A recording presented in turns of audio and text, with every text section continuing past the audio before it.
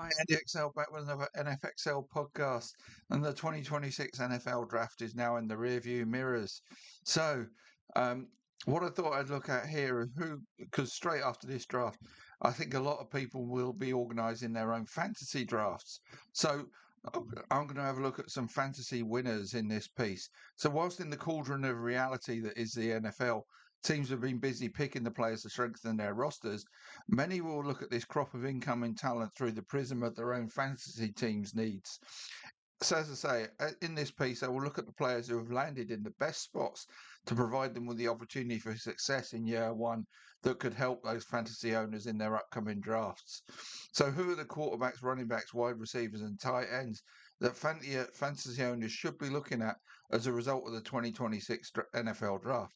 These aren't necessarily the ones that are going to have the most success in year one, but they are the ones that have been given the best opportunity to succeed. So, for instance, Jeremiah Love will be the best rookie to have in fantasy leagues for this and probably years to come. But he's not included here as he. This is about the best landing spots candidates could have landed at, and Arizona are not amongst the best places he could have landed. For instance, Cincinnati, Jacksonville, Minnesota, or Dallas would have presented him with a greater chance of success, as far as I'm concerned. So that's why he's not in this piece. But I've got 20 here that are. And I'll start with the first one. That's Kenyon Sadiq, the tight end from New York, who is the new New York Jets. Sadiq lands in a not dissimilar position to the one Brock Bowers did when the Raiders drafted him, taking over from a decent young tight end as a tight end one for a team that has struggled offensively and is therefore going to provide plenty of targets for that incoming talent to maximise. Now, Bowers had an exceptional rookie year with over 1,200 scrimmage yards and 5 touchdowns, so that bar may be a bit high for Sadiq to reach in his rookie season, especially as the Jets have Garrett Wilson and are adding a wide receiver in this draft. So the path to targets with the Jets may not be as open for Sadiq as it was for Bowers in Vegas. But 800 to 900 yards and half a dozen visits to the red zone could well be achievable for Sadiq in 2026. That would instantly make him a top 5 tight end in the NFL in his first season and be one of the best tight ends to own, if not the best, in draftable fantasy leagues and gold dust in dynasty and keeper leagues. So Kenyon Sadiq has landed in a great place, and if you're drafting in your fantasy league, he's one you should seriously consider, especially if you've got a need at tight end. Right, the second one is a running back, and it's Jadarian Price, who's landed in Seattle. Price lands with the reigning Super Bowl champions as the replacement for MVP of that title-winning game, Kenneth Walker. And with Walker's running mate from last season, Zach Charbonnet, in rehab from a nasty injury, Price may even start the season as the Seahawks' primary running back. Last season, Kenneth Walker had 221 carries and 31 receptions. That is an average of 13 carries a game and just under 2 receptions a game. If Price were to match that workload and go at 4.5 yards a carry, that would get him to 994 rushing yards. And if he added 25 yards a game as a receiver, that would add a further 425 yards. That would be a significant increase on his workload as the running back two behind Jeremiah Love at Notre Dame, where he averaged just 9.5 carries a game and less than 1 reception per game. So maybe the midway point between the two might be a more reasonable expectation for Price in his rookie season. That would be in the area of 11 carries a game for 887 carries, and around that would give him 841 yards on the ground and 17 receptions for another 100 yards or so. That would put him around the 1,000 scrimmage yard mark for the season. And he may be more productive in terms of touchdowns than Walker was for the Seahawks, which could mean 8 to 10 scores. That would be a similar season to the one Tre'Veyon Henderson had as a rookie for New England last season and make him a borderline top 20 fantasy running back. So certainly well worth having on your roster. My third one is Jordan Tyson, the wide receiver who is now a New Orleans Saint. Tyson lands with the Saints with an almost unimpeded path to being their wide receiver two opposite Chris Olave. Olave had a career high 100 catches last season at over 6 per game, and after Rashid Shaheed left mid-season, was the only significant wide receiver available to Tyler Shugg. In the previous season, he was more of a 5 catches per game receiver. So if we say 15 to 20 of Olave's catches from last season could go Tyson's way, and add them to the workload Shahid's departure leaves available, that could mean Tyson could get around 75 catches this season. And on past evidence of what the Saints receivers and Tyson have delivered, that might be at 12 yards a catch, which would give Tyson around 900 yards as a rookie. And we might see around 7 touchdowns go with that yardage, all of which would make him a top 25 running back in his rookie season. Fourth, and this is the first one who sort of gets drafted a bit later in the real draft, but um, in fantasy world may have even higher value. It's another wide receiver, and it's Antonio Williams, who is now a Washington Commander. Now, pre-draft, I saw the Commanders as the best possible landing spot for a wide receiver.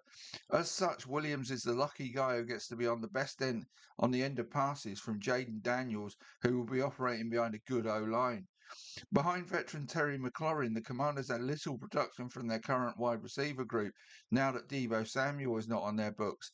So Williams will be competing with the likes of Traylon Burks, Jalen Lane, and most of all Luke McCaffrey to be the Commanders' wide receiver too next season. I say McCaffrey because he's the one he'll need to beat to be the primary slot guy for Washington. And I think that is precisely what Williams will do. Performance is not the issue for Williams. It's more durability that is a concern as a smaller, lighter frame type. But if he can average the 5.5 catches a game he did in his last 2 seasons at Clemson, at the 11.5 yards per catch he did for them, that would give him around 60 yards per game. His TD numbers were down last season as Clemson struggled generally, but he had 11 the previous season. McCaffrey had just 3 touchdowns in 9 games last season.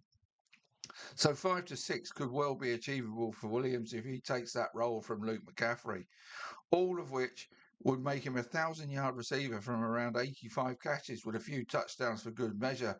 That would put him in the top 20 wide receivers next season, but that's probably aiming too high to push him towards the front of the queue. Um, that's what he needs to do. He needs to get towards the front of the queue and overcome the durability question. But when he is on the field, he could well be a starting fantasy wide receiver pretty much every week. And with McLaurin turning 31 in September and the path to wide receiver one on the team is there for the taking too in terms of dynastic and keeper fantasy leagues. But for me, the ifs Williams would be, but for the ifs, Williams would be the best rookie wide receiver to go after in fantasy terms. So he's definitely one you should be looking at. I mean, think Lad McConkey, Lad McConkey in his rookie year, and you're kind of looking at the same situation here. He really is in a good spot. Right, another slot receiver is my fifth one, and he's landed in Philadelphia, and it's Mackay Lemon. Spending their first pick on Lemon was a clear message from the Eagles that A.J. Brown will be traded once June arrives and their cap hit is reduced. Lemon thus is in position to grab a share of the 78 receptions Brown had last season. Now, Dontavian Wicks and Hollywood Brown have also arrived, whilst Jahan Dotson has departed. So Lemon, Wicks, and Brown could be competing for the combined 96 receptions they had last season. The Eagles will hope that these three are an upgrade, that they upgrade from last season. So maybe 110 receptions may be what these guys are looking to share between them. Between them, Brown and Wicks averaged around 85 receptions over the last 2 seasons. So that only leaves about 30 for Lemon. So for him to make a big impact in his rookie season, he will need to take work not only from Brown and Wicks, but also from Devonta Smith. If that happens, 50 to 60 receptions might be the best Lemon can achieve in his rookie season. Brown and Smith both averaged about 13 yards a catch last season. So if that's what Lemon does, that gives him 55 catches, roughly at 13 yards a catch, which would equate to 715 yards and possibly 6 to 7 touchdowns, which would make him a top 40 to 50 wide receiver in his first season. So I'm a huge fan of Lemon, and I think he'll do really well. The point I'm making is, whilst he will do well, and this makes him a borderline starter in fantasy terms, and probably a top 40 to 50 wide receiver in his first season, it doesn't mean he's necessarily going to be a hit from day one, but he will be. Right, sixth guy, another wide receiver, Omar Cooper, who lands with the New York Jets. So that's a team that will give him an opportunity to shine. But with Garrett Wilson already established as their wide receiver one, and the arrival of Sadiq at tight end, he may be third in the queue for the share of targets and catches. The likes of A.D. Mitchell, John Mitchell, and Isaiah Williams shared those roles between them last season and all averaged around 3 catches a game. Should Cooper do likewise, that would give him 50 to 55 catches for a full season. 12.5 yards a catch might be in the area Cooper would be in, so I would estimate him at around 675 yards. And with neither Wilson or Sadiq being the prolific touchdown scoring type, Cooper could shine in that area. So 7 to 8 touchdowns could be on the cards too, all of which would rank him around 50th amongst wide receivers next season. So as the season progresses, we'll have to see how he does. He could well turn into a starting wide receiver in fantasy terms, depending how many your league set up to have as starters. Right, seventh, we get to the first quarterback. It's not Ty Simpson and it's not Fernando Mendoza. It's Carson Beck, who has landed in Arizona. Now, he may have been the third quarterback taken in this draft, but may have the best opportunity to succeed, having been taken by the Cardinals with pick 65. Yes, he arrives in a crowded quarterback room alongside Jacoby Brissett, Gardner Minshew, and Keaton Slovis, and one of these four quarterbacks will almost certainly not be on the Cardinals roster at the start of the season. But with last year's starter Brissett being in an early contract holdout right now, the newly acquired Minshew and Beck seem the two most likely to be on that roster. Even if Brissett's contract situation is resolved, Beck will still have a shot at the starting role in 2026 if Brissett does not deliver, and particularly does not deliver wins should he start the season. And whoever starts at quarterback for the Cardinals will have Trey McBride, Michael Wilson, and Marvin Harrison at their disposal, who delivered a combined 182 yards a game and 22 touchdowns last season.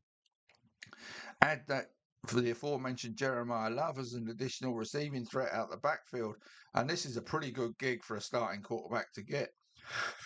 I think Beck needs to be forgiven for a run of 5 bad games in the middle of his penultimate college season and seemed to have recovered from both losing the Bulldogs starting role and learned from his previous mistakes in a highly commendable way for the Hurricanes last season.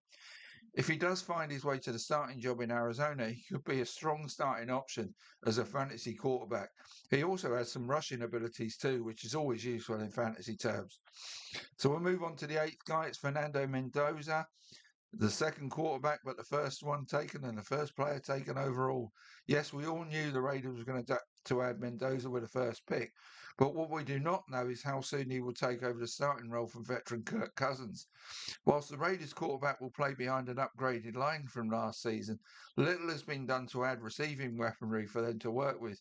So could they go after free agents like Juwan Jennings or Deebo Samuel post the draft?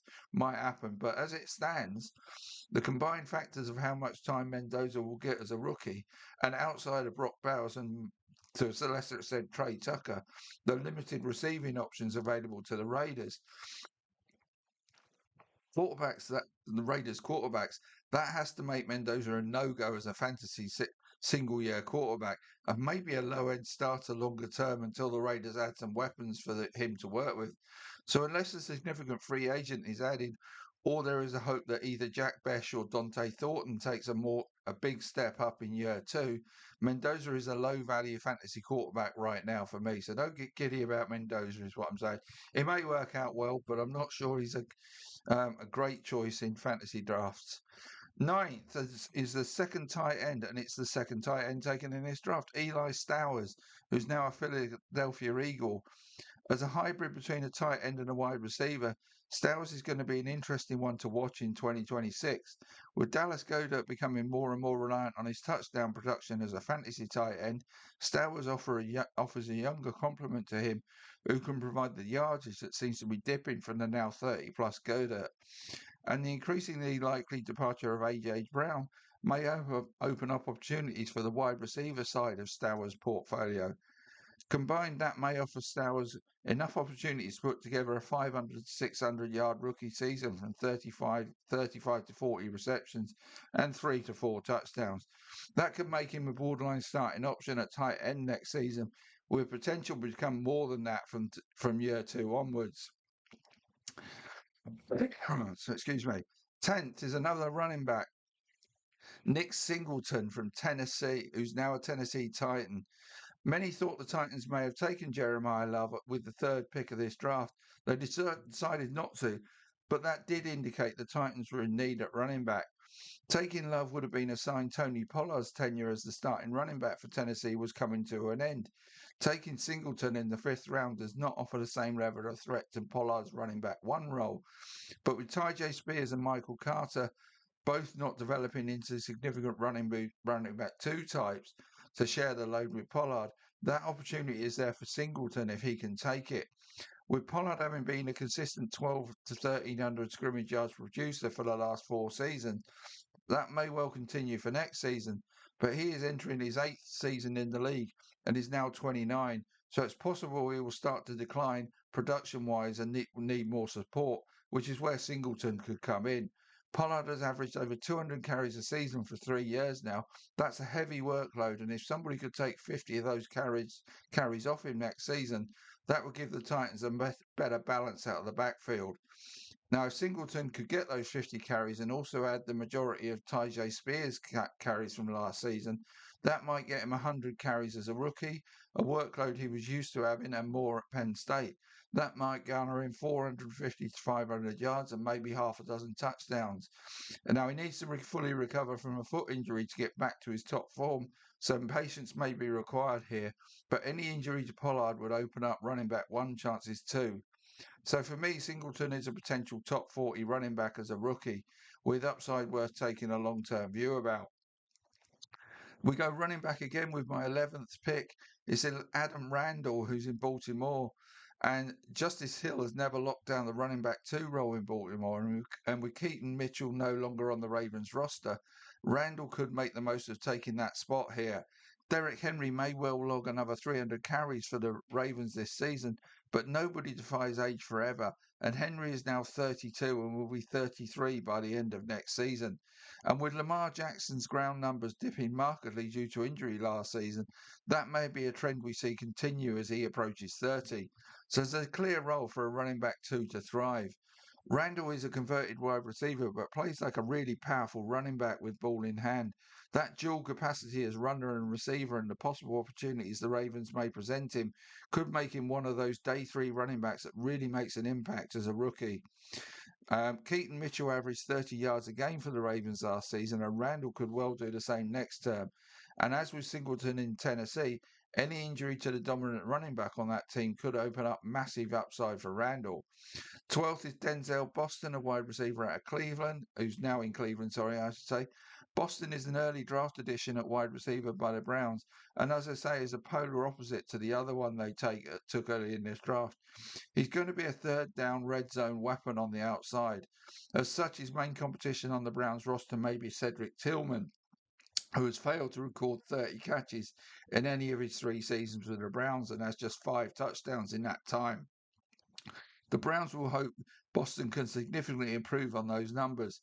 If he could produce 50% more than Tillman has, that would mean around 50 catches on the season, maybe at 13 yards a catch, so 650 yards for the season. And he and tight end Harold Fanning might be the primary red zone targets for the Browns this season. So half a dozen scores could be on the cards as well. That would put him in the top 70 to 80 wide receivers next season. The other one Cleveland drafted is the 13th on my list, Kevin Concepcion. Concepcion is another wide receiver they took early, but he's a completely different type to Boston. Concepcion is a slot type who will be likely more of a volume receiver in terms of catches and yardage than as a scoring threat. And with the Browns' leading receiver last season averaging a meager 3 catches a game and just 35 yards a game, it's difficult to gauge what to expect from the new receivers, particularly with the quarterback picture being so unclear.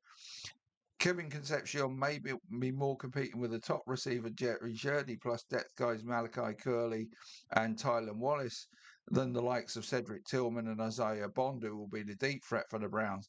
As a result, he could well see similar volume receptions-wise to Jeudy, who had 50 catches last season and about 12 yards a catch, but maybe only 2 to 3 touchdowns. That would only just get him into the top 80 to 90 wide receivers next season. 14th guy on my list is Chris Brazzell, the New Carolina Panther, another wide receiver. Once again, we first need to look at the opportunity that might this landing spot might offer to a rookie. In Brazil's case with the Panthers, the wide receiver at one spot is owned and seemingly locked down by last year's rookie Tech McMillan. Behind him, Jalen Coker and Xavier Leggett have both done reasonably well, but have yet to lock down the wide receiver 2 and 3 spots. Leggett went into last season as the wide receiver 2 and possibly wide receiver 1 if he shone and McMillan did not. He came out the season having seen the wide receiver 1 role go to McMillan, and Coker almost moved past him as the wide receiver 2. Both he and Coker are vulnerable as a challenger, but especially Leggett. So that may be the path open to Brazil as next season progresses. If he can use a former first rounder Xavier Leggett, he may get into the 35-yard a game area that Coker reached last season. That would make him a 600-yard receiver, but he has the speed to be a deep threat. So that may be his role on this team initially, and that could see him get more of a big play touchdown threat than both Coker and Leggett. Another wide receiver at 15, it's Jacoby Lane, who's now a Baltimore Raven. Baltimore look like another potentially good team for a drafted wide receivers to land on, as behind Zay Flowers, there may be a chance to become the wide receiver 2 or 3 on that roster. Veteran DeAndre Hopkins is no longer on that roster. Rashad Bateman has never produced as the Ravens thought he would, and had his poorest season to date last year. And Tez Walker, whilst he showed signs of promise as a deep threat option, is still vulnerable to a challenger. If Lane could find his way past Bateman in particular, 40 catches at around 30 yards a catch could get him close to a 500-yard rookie season and 5 to 6 touchdowns. But they've got another one in town. Elijah Sarrett has also been drafted. He's got the same opportunity as is open to Lane.